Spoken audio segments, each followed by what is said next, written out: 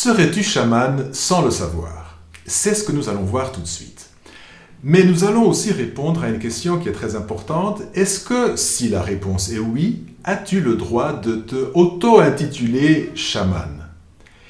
Et tu vas voir que la réponse à cette question est très importante parce qu'elle a des ramifications qui vont beaucoup plus loin que le simple fait es-tu ou non chaman. Ce sont des implications qui en ce moment, pour l'humanité, sont très importantes. Alors, reste jusqu'au bout parce que le vrai message de cette vidéo se trouve justement dans la réponse à cette question. Bonjour, bienvenue sur la Voie de Sil, je m'appelle Yves et je suis passeur de symboles. Alors, quand j'étais un peu plus jeune et je m'intéressais un petit peu au chamanisme, je trouvais, tu vois, j'avais cette idée du chamanisme très romantique, hein, donc pour moi, et je pense que non seulement pour moi, pour tout le monde, le chaman, donc c'est un sorcier, prêtre d'une civilisation ancienne ou une civilisation indigène, et qui a des pouvoirs extraordinaires, donc qui sait guérir, qui sait entrer dans le monde des esprits, etc. Et c'est vrai, c'est ça. Ce terme chaman, c'est quelque chose qui existe dans toutes les civilisations pratiquement, dans toutes les cultures, il y a des chamans.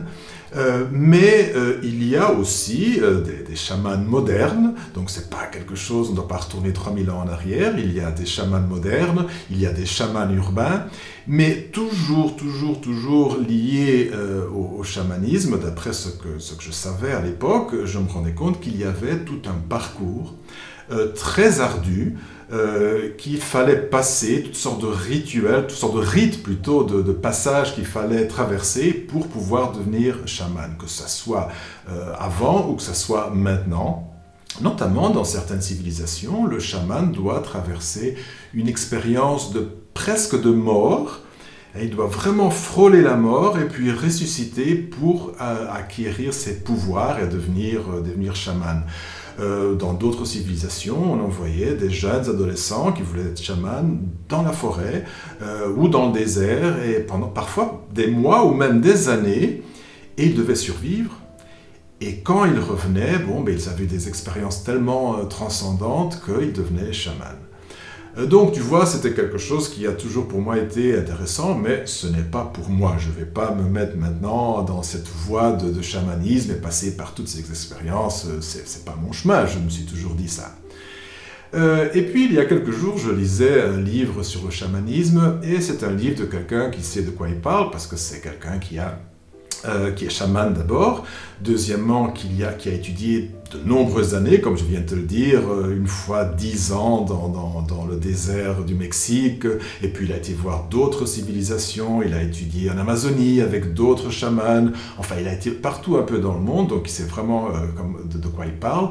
Son nom c'est José Luis Stevens, il a écrit beaucoup de livres sur le chamanisme, notamment il y en a en français, qui ont été traduits en français, et dans un de ses livres, il commence par expliquer un petit peu ce que c'est le chamanisme et qu'est-ce que c'est la définition d'un chaman. Et alors il te dit, un chaman, c'est quelqu'un qui, par une pratique assidue, qui s'est retiré qui s'est mis un peu en marge dans la société, qui s'est centré beaucoup sur lui-même, qui a beaucoup pratiqué et qui après vient pour servir son peuple.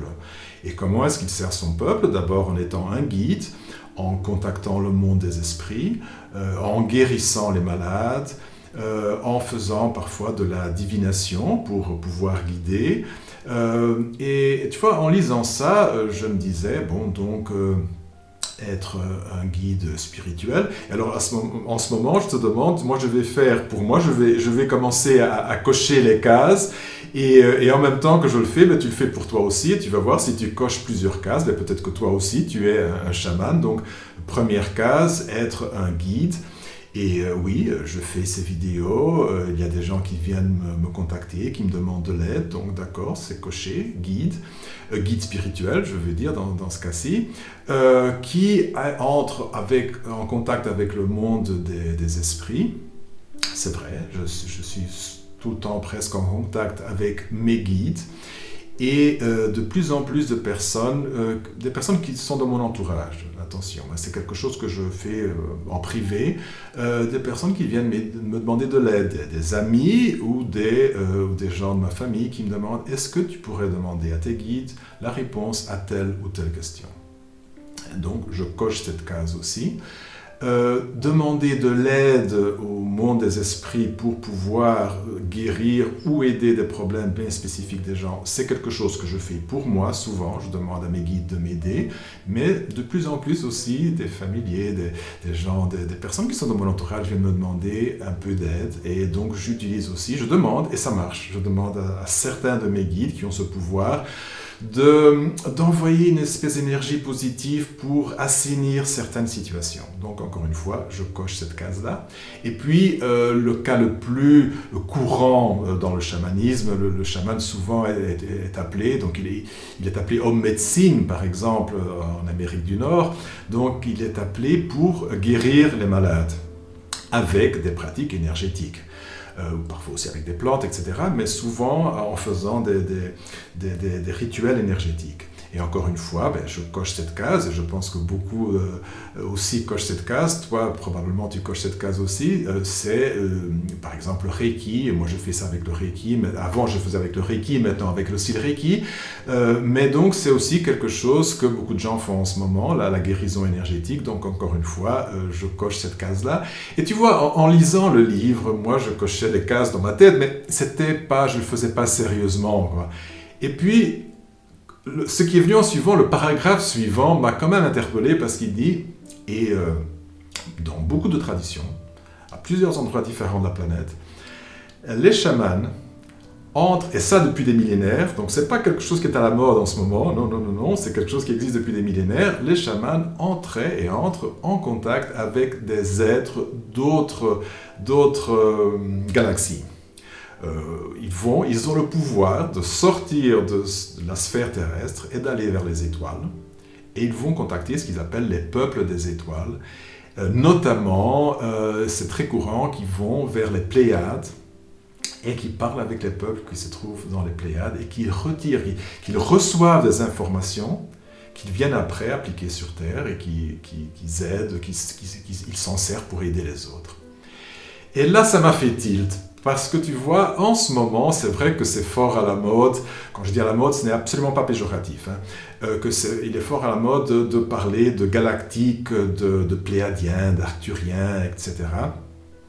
Et c'est vrai qu'il est fort aussi à la mode de faire du Reiki ou des autres trucs de ce genre-là, des choses énergétiques. L'astrologie aussi est fort à la mode. Ça aussi encore une case qu'il fallait cocher, c'est la divination. Pendant longtemps, j'ai pratiqué l'astrologie et le tarot C'était pas vraiment de la divination, mais en fait, oui, j'allais voir un peu ce qui se passait dans le futur pour aider certaines personnes sans vraiment prédire le futur, parce que ça, je trouve que c'est malsain. Mais c'est quelque chose que je ne fais plus de toute façon, mais encore une fois, c'est encore une case qui est cochée. Et donc, tu vois, tout ça, ce sont des choses qui sont fort à la mode, dans le sens où on en parle beaucoup dans tout ce qui est courant New Age en ce moment, et toutes les dérivées qu'il y a du New Age. Et encore une fois, je dis, il n'y a rien de péjoratif dans ce que je suis en train de dire, bien au contraire. Et je me suis dit, tiens, c'est vrai que je coche toutes les cases, donc je pourrais dire, moi aussi je suis chaman, et je suis certain que beaucoup de gens qui me regardent et qui regardent mes vidéos aussi cochent, si pas toutes les cases, au moins 3-4, donc ils pourraient aussi s'auto-intituler chaman. Et j'ai trouvé ça curieux et j'ai voulu faire une vidéo là-dessus et partager ça avec toi, parce que dans le fond, en termes pratiques, eh bien, beaucoup d'entre nous sont chamans sans se dire chaman. Donc, on n'a pas écrit sur la plaque de notre porte ou sur notre carte de visite chaman. Mais en termes pratiques, on fait la même chose que faisaient les chamans dans ces civilisations anciennes et qui font encore aujourd'hui. Parce que si tu vas dans certains points reculés de la planète, tu vas trouver des chamans qui font exactement les mêmes pratiques qui étaient faites il y a 100 ans, 1000 ans, 2000 ans, etc. C'est très curieux.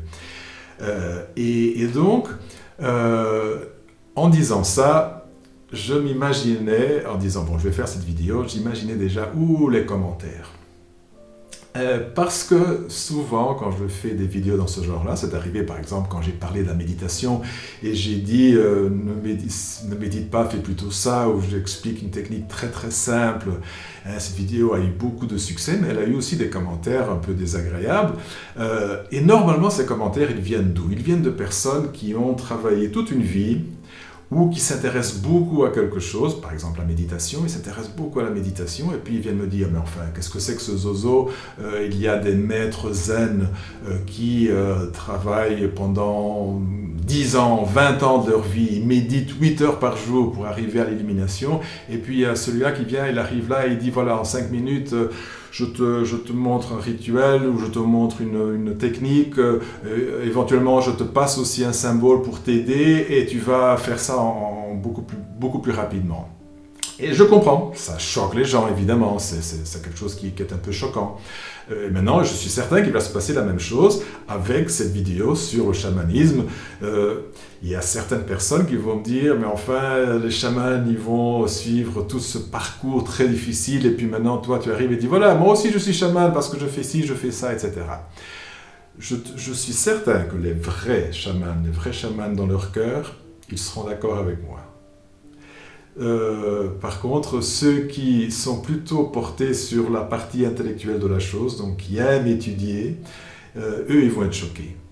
Mais ça, bon, ça fait partie des vidéos.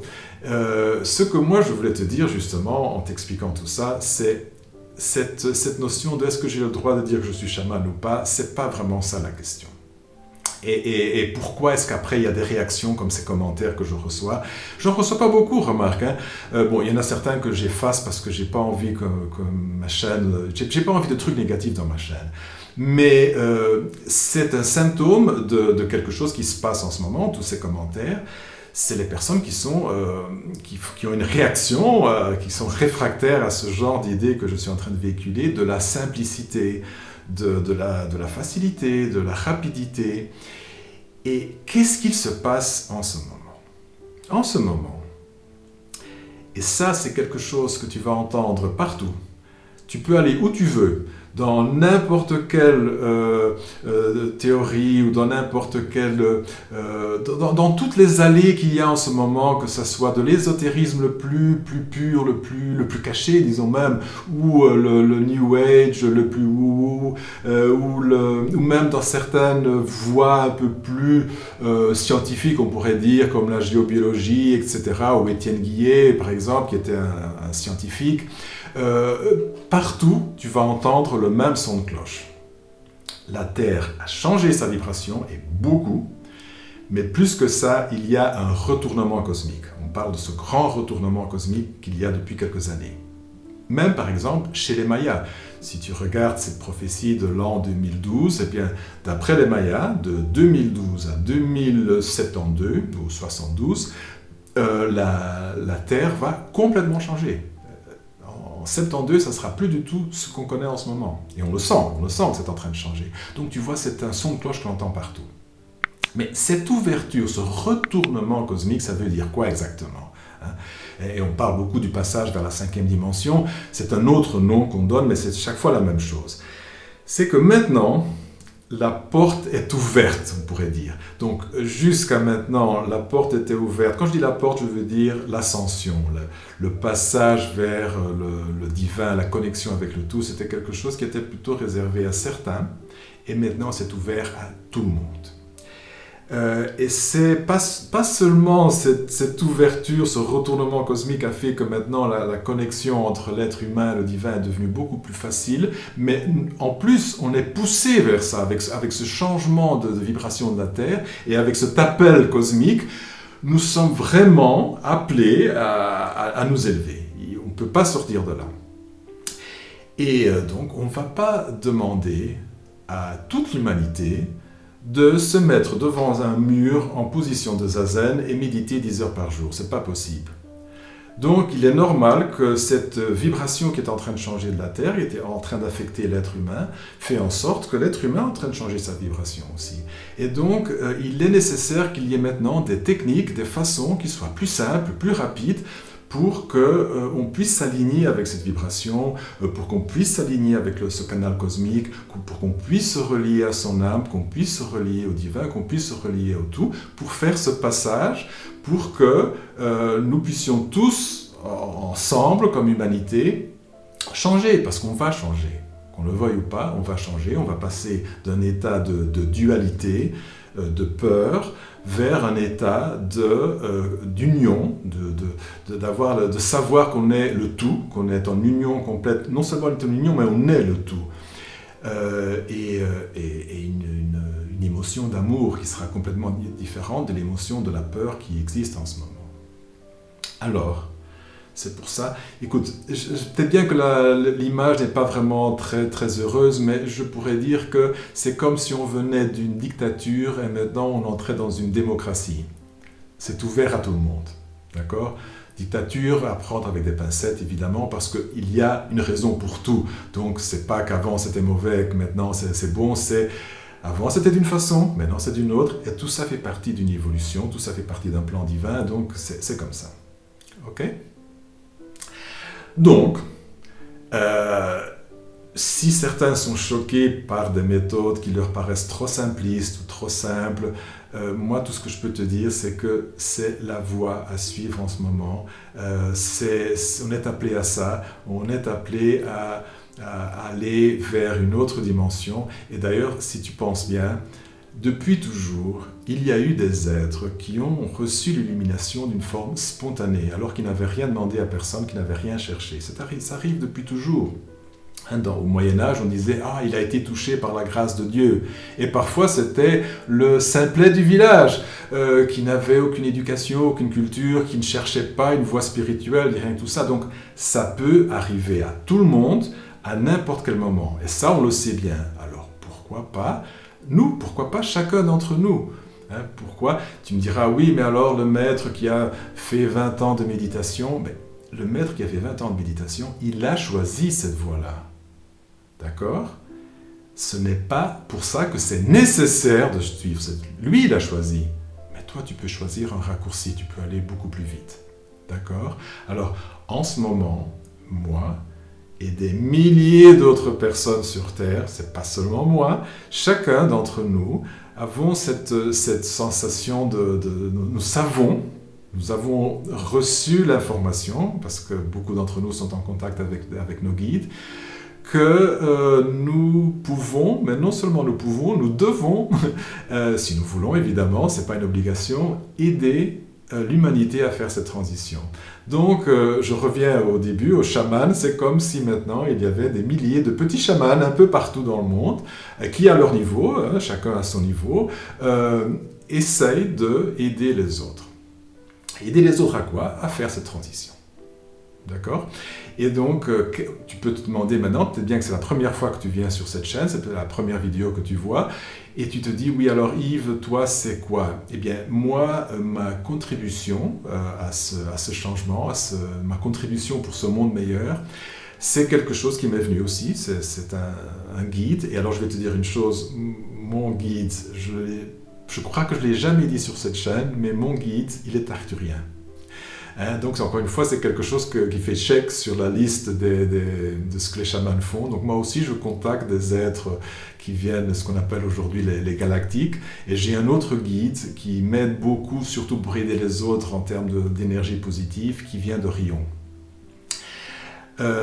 Et donc, ce guide qui s'appelle Syl et qui est arthurien, il m'a donné un symbole et il m'a enjoint à passer aux autres humains leur symbole. Chaque être humain a un, ou plusieurs d'ailleurs, symboles qui entrent en vibration avec leur âme, avec leur vraie fréquence vibratoire. Et donc, mon travail, c'est de passer ce symbole aux gens. Et une fois que je leur passe ce symbole, je fais une activation et ça les aide à entrer en contact avec leur âme. Ça les aide là à entrer en contact avec le tout. Et surtout, ça les aide aussi à se guérir parce que leur taux vibratoire va automatiquement changer une fois qu'ils reçoivent ce symbole. Et non seulement ils peuvent se guérir, mais ils ont aussi le don de guérir les autres avec ce symbole. Un peu comme ce qu'il se passe avec le Reiki. Et donc, moi, c'est la contribution que je fais. Alors, je ne vais pas répéter tout parce que chaque fois que je le fais, la vidéo devient très longue. Donc, j'ai fait une vidéo où j'explique ça en détail. Tu vas la trouver ici. À la fin de cette vidéo-ci, il y aura une miniature qui va apparaître ici en haut. Tu cliques dessus si tu es intéressé, évidemment. Et là, je t'explique comment recevoir ton symbole, tout ce que tu dois faire. Si tu es déjà convaincu et tu veux ton symbole, eh bien, il y a un lien dans cette description. Tu fais un don à travers PayPal et tu payes ce que tu veux et tu recevras ton symbole. Et puis, tu peux aller aussi sur mon site où il y a aussi des explications. Alors voilà, donc ça c'est ma contribution. Si c'est quelque chose qui t'intéresse, je t'attends les bras ouverts. Et entre-temps, je te remercie de m'avoir écouté et à très très bientôt.